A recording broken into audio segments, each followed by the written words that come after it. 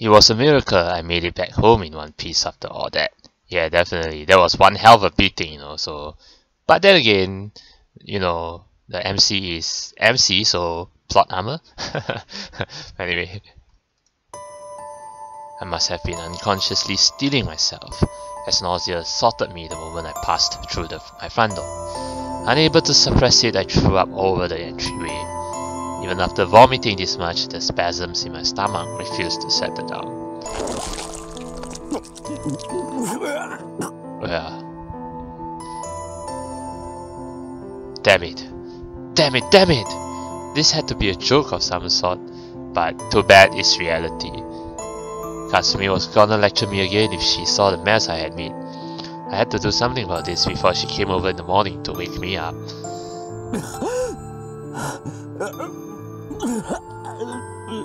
Yeah, a lot of vomiting.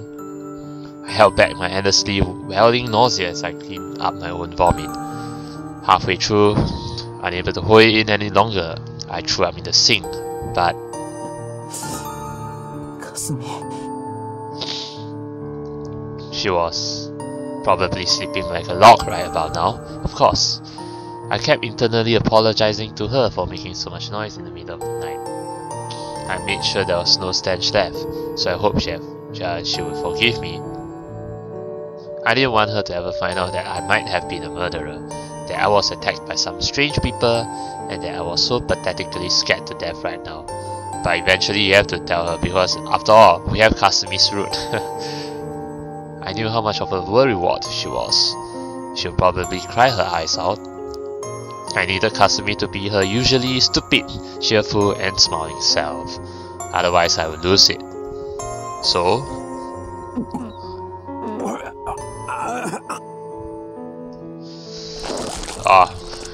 I knew I was breaking my promise by keeping secrets from her, but I hope she'll forgive me. I will apologize to her eventually. Probably sooner than later. Well, it's not like... I mean, I know you're keeping secrets, but it's also for the better, because even if you're going to tell her all this stuff right now, I don't even know if she's going to buy it.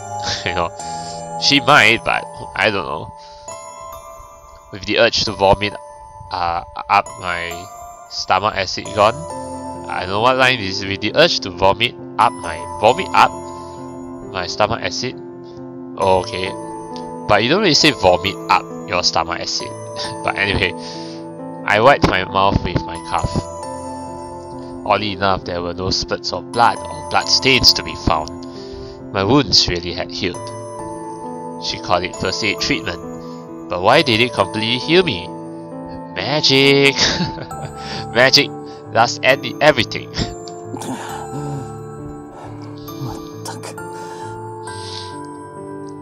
Defied common sense. Well, magic defies common sense. I wished I could write the whole thing off as a dream, but it's a reality. Still wrestling with those selfish thoughts, I took off my tattered clothes and threw them in the trash. Then, after a minute's hesitation, I took a peek into Kasumi's room and through the hole in the wall. Oh.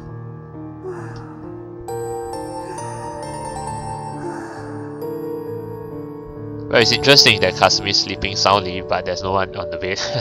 But yeah, that's visual novel for you. By the way, looking at Kasumi's room, Kasumi also has a poster here. Although the poster is kind of different from the Ren's room, but they both have a poster. Other than that, the room, I think it looks pretty much the same as Ren's room. Except that, well, since it's a girl's room, it's pinkish. Yes. Other than that, yeah, about the same. We have air conditioner, the standard curtains, bed, yeah, and the laptop, table.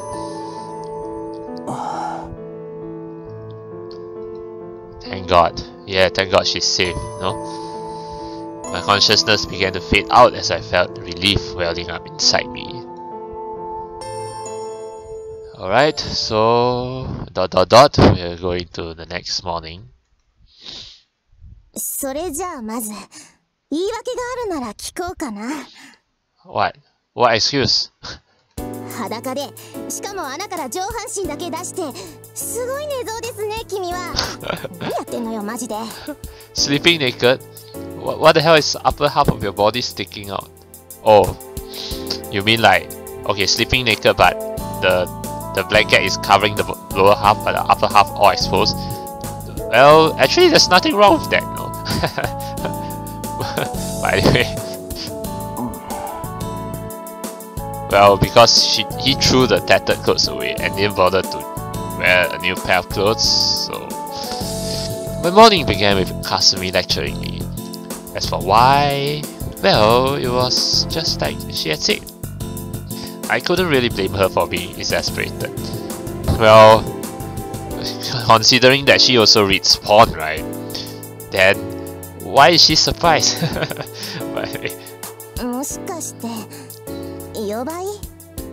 Midnight Rendezvous? I guess?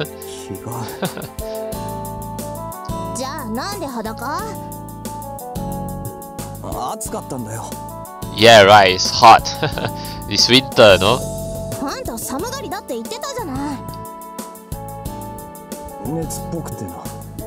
Oh, why do you have to say that? Now she's gonna get worried about you. See? Seemed like that was the wrong answer.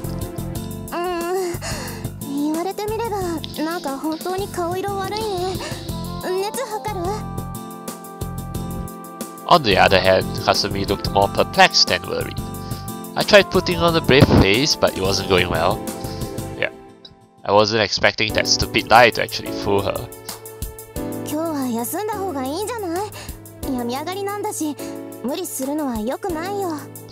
Well, there's a spelling error right here, just saying.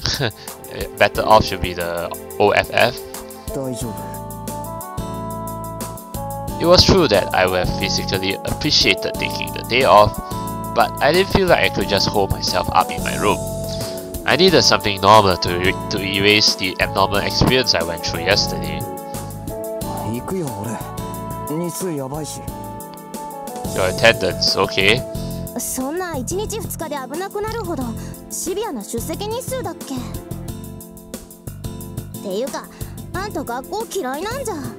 Personally, nope. Okay.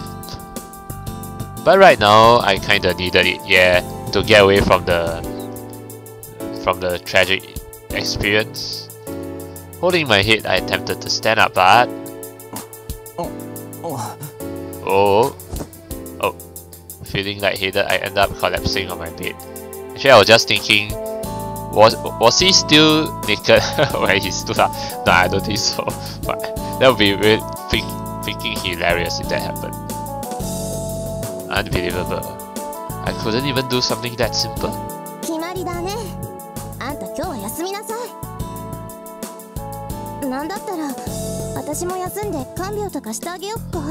I would love you to do that, but I wouldn't want you to, you know, skip school just for me too, you know.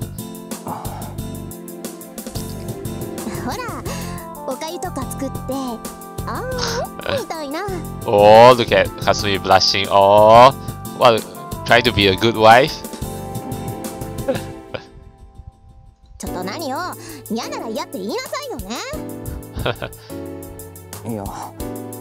Yeah. Okay, actually, in case you all don't understand why Kasumi said this, is because, well, Japanese friends said yeah. So yeah actually can mean two things. It can mean I'm fine, or it can also mean no. So yeah, that's why.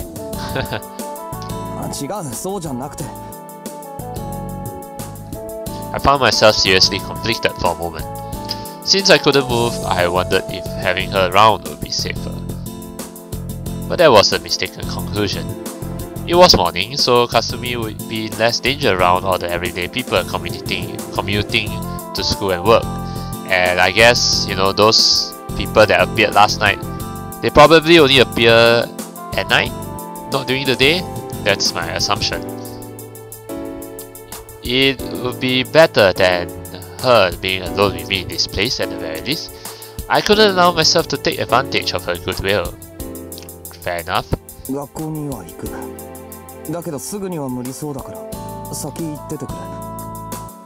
Okay. Oh yeah, actually I just noticed Kasumi has this antenna hair. Yeah, just saying. That was all I could say, but I had to force myself to do so. Now that I had said it, I couldn't turn back. Yeah, you have to go to school.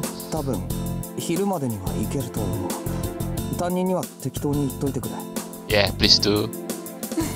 分かった。じゃあ早く来ないと私を襲ってきたから KO しちゃいましたって言うからね。What do you mean, Kasumi? What do you mean by you knocked me out? What? Okay. In reality, that wasn't all that different from what actually happened. Yeah. But now that I thought about it... about the murder thing last night?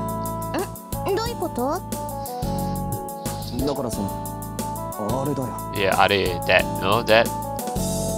a murder.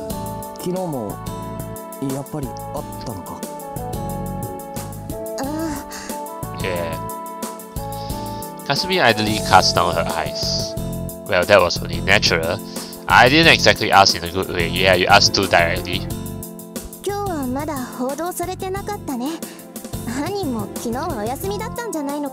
Oh, the killer took a break? So... that means the murder last night didn't get reported, meaning those Kate, the girl from last night, yeah, the one that saved Ren, probably did a good cleanup on that. So the body really did vanish. Wrestling with a number of complex feelings, I heaved a sigh.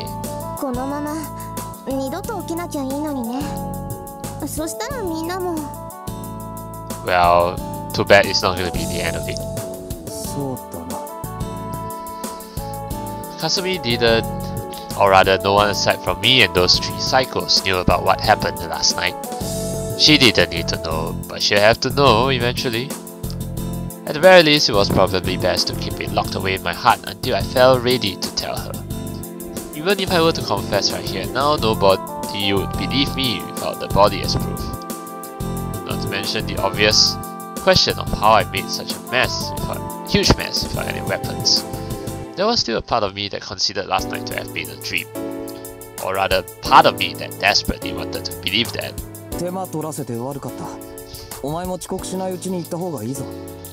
Yeah, go. Okay. Okay, wakata!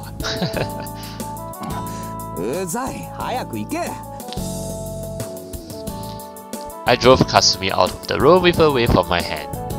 I felt dizzy from raising my voice, but it wasn't enough to wear me out. I had to be stout-hearted.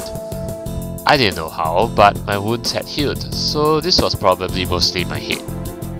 With that said though, yes? Maybe that's actually part of the plan? You never know. She was quite fond of preaching, meddling in others' affairs, and was a complete worrywart. But it truly did come as a shock that she simply did as she was told without offering any complaints. Yeah, that's probably part of the plan, you know, for all we know. A girl's biorhythms were too complicated for a guy like me to understand. As fickle as an autumn sky. As fickle as an autumn sky? I've never heard of this phrase before. How does an autumn sky feel fickle? Like, how does that even work? But anyway, maybe it's like autumn, the leaves just fall randomly, fickle-mindedly fall, I don't know. Anyway, I needed to recover my strength. And with that in mind, I decided to rest for a while. Though I felt drowsy, sleeping was the last thing I could allow myself to do. Just as that thought drifted through my mind, I slept. I slept. And so I ended up staying still for about 4 hours. My condition was a far cry from what could be called a full recovery, but the nauseous feeling in my chest had settled down. I had a headache from the lack of sleep, but I kept ignoring it. Oh, okay, maybe he actually didn't sleep, he just laid down there for 4 hours. If I left for school now, I could probably make it before lunch break. Although I couldn't even remember what classes I was supposed to have in the afternoon. And during my dizziness, I changed into my uniform and went outside. It was cold. Goosebumps began to cover my entire body, but not due to the temperature. The scenery I should have considered familiar felt terribly off for some reason. But then it's daytime, so those freaks still lurk somewhere within this city. Well, that they do. That thought alone made me see my normal route to school in a completely different light. My fear towards those mysterious unknown beings began to cast an ominous filter over my world. In any case, I needed to hurry on over to school. On my way, I debated whether or not to go through the park, but in the end, I decided to take a detour. I didn't want to go anywhere near that place right now. Well, nobody would. I walked with a faster pace than usual, but as my condition forced me to take a few breathers along the way, fourth period had already ended by the time I arrived at school. Alright. Though maybe this was just the right time to arrive fashionably late. Fashionably. With the school bell still chiming in the background, I spotted a familiar face come out through the gates. Oh? Himuro? Oh, Ria. Seeing her safe filled me with relief. Still, I wondered what she was doing here. After a few moments, Himuro took notice of me as well. Konnichiwa. Oh? Yes? She wore the same old poker face as always. Was she going home?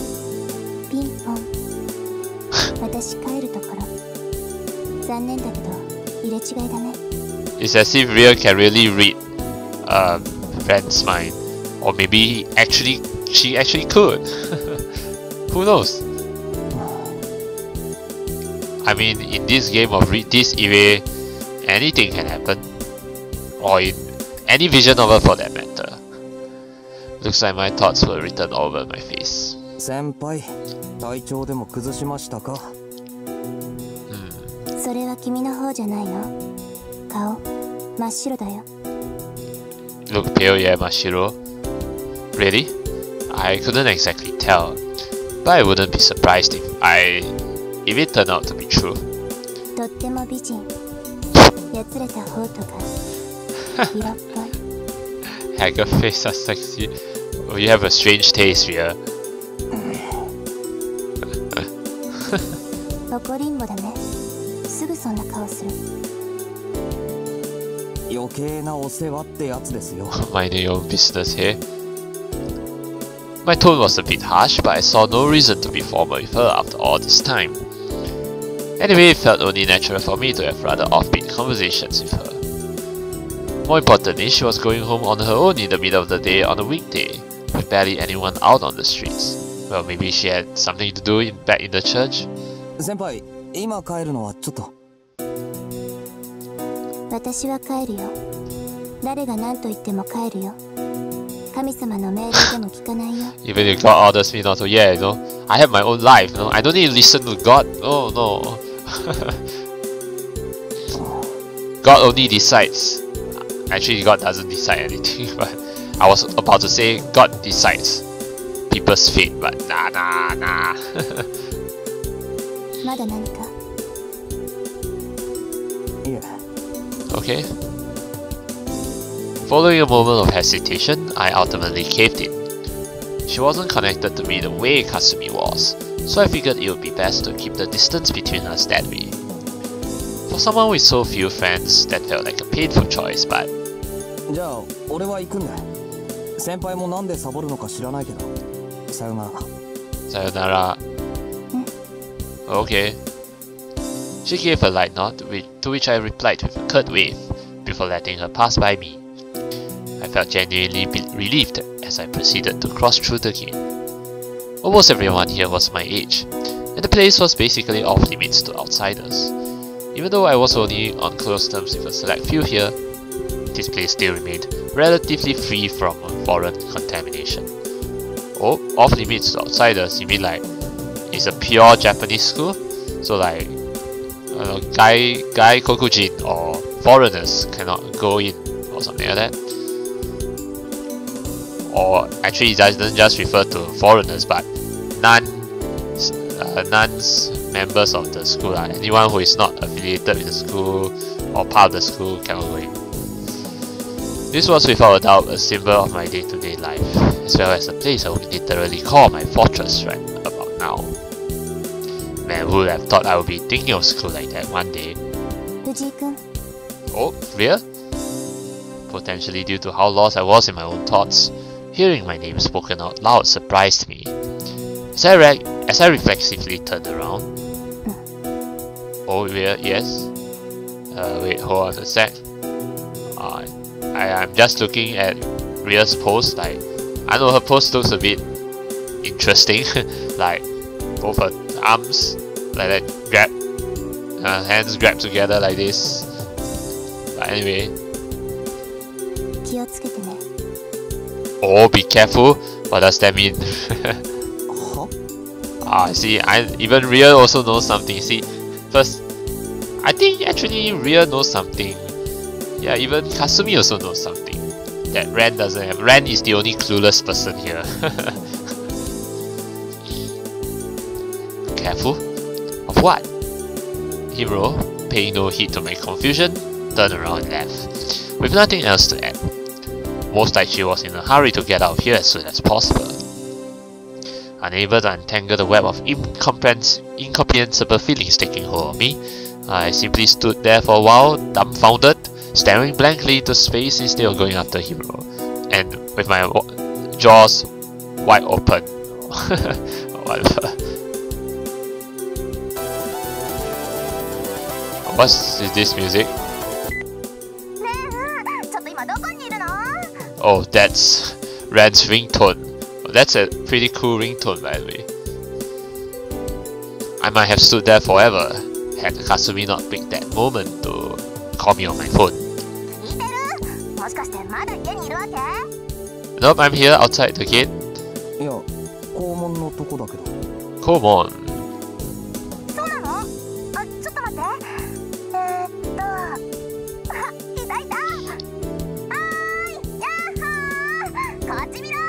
Yahoo! Hey! I turned around and saw Kasumi leaning out of a window on the third floor, waving to me. As embarrassing as always.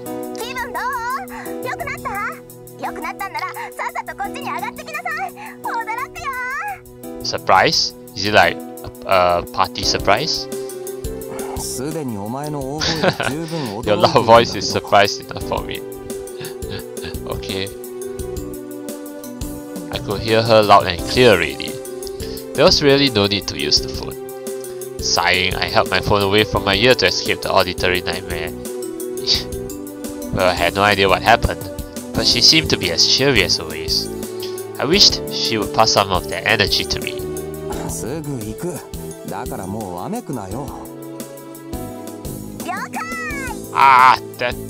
That's loud. And she didn't listen. Man, she really was loud. Like, hang up the phone already. I entered the school, smiling bitterly to myself. However, what? Oh my god. I found myself suddenly assaulted by an intense sense of discomfort. No, oppression. Just look at the school. Suddenly it turns weird. Like the school itself had been thrown into the depths of the ocean, or the belly of a colossal abyss. The air froze over and cracked. A grotesque, difficult to describe presence gradually encroached out of those cracks, like blood oozing from a fresh wound. Sounds hideous. No, it seemed more like everything in this place had changed from the way it was yesterday. Only barely, but enough to be felt with terrifying clarity. I remembered this welling up sense of nausea. It felt just like the one from yesterday. Oh no. That mixture of blood, death, and decay. An odor thick enough to make one faint. The stench of a murder. The two of them looked down on me just like they did last night. Two of them? You mean the guy and the girl? No. It's Kei and Rusalka. My vision warped from the backlighting. Despite it being noon, the rays of the sun seem to wear the crimson hue of blood, at least to my eyes. It's them! And they're wearing the school uniform. Oh. Okay. There's Kei and Rusalka. And is it just me, but don't Kei's legs look kind of sexy? I'm just saying. I mean, and the way she stands, you know, so cool looking, and then the legs look so sexy. okay, enough fantasizing. But anyway, yeah, Kei really looks pretty cool here, and Rusalka with a smirk. And the antenna hair. Two girls towered over me that night, wearing uniforms I have been all too familiar with. Yet their presence felt dreadfully out of place, like a colossal abnormality in the midst of the mundane. But that's only according to Ren, but I guess according to other students can't really feel that same presence, that same intensity that Ren feels, so Ren is one of a kind. They looked graceful and sweet as flowers, yet they were in truth carnivorous plants in disguise, their thorns seeping only poison. There they stood, in a world disconnected enough from reality to make me firmly believe that.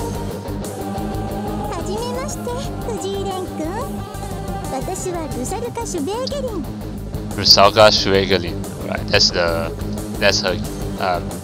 her given name, right? Yeah, because it's like, I think I said before that all these the knights of the round table, Obsidian round table, they have a member Obsidian round table name, official name, and they have a given name. Yeah, their real name. So which is, this girl's case is Rusalka.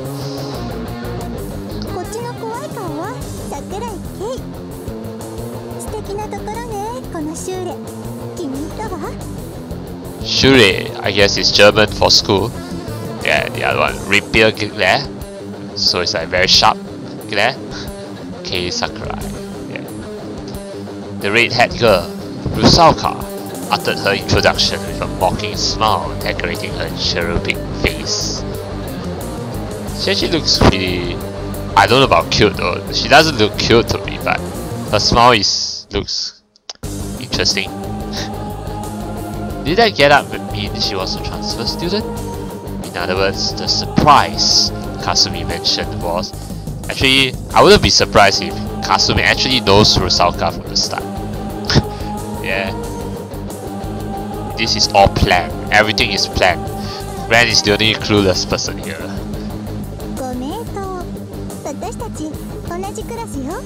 Oh my god, and see, even Rusalka can read can read Ren's mind too, you know? Oh yeah, you didn't get up. The surprise, yeah, I'm the surprise. Same class even.